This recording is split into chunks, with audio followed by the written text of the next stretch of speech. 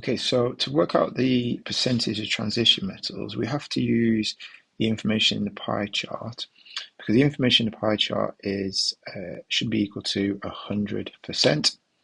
And if we then take away the ones we are told, so we've got 65% for electrical equipment, 7% for transportation, 3% for coins. When you work all that out, that will leave you 25% in construction.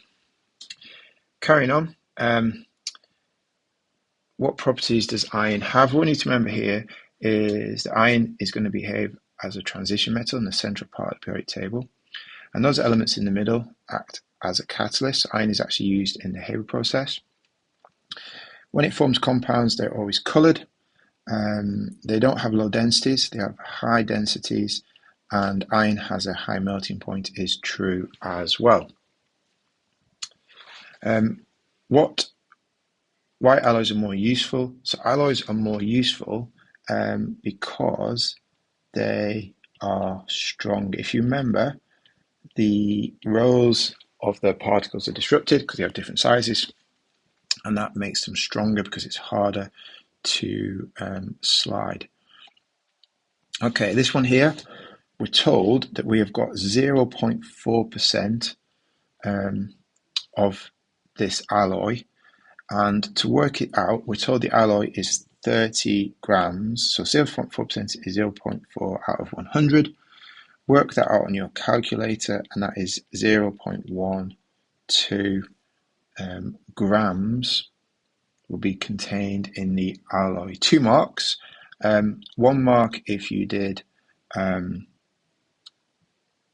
this divided by this, and then a 2nd mark for getting your final answer.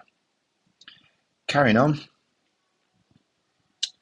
Explain the shape of this graph. So let's remind ourselves, at the beginning here, the voltage is high, and that's because there's a high concentration of the chemicals in the cell, and at the end the voltage has dropped, and that's because the concentration of chemicals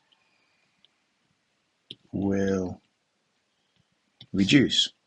So at the beginning we've got this high concentration, at the end we have got a low concentration.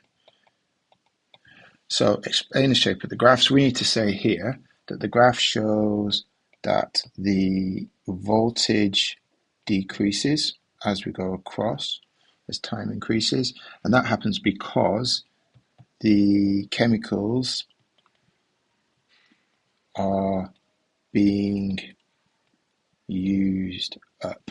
Marks wise, 1 mark for each one to get the marks for that particular bit.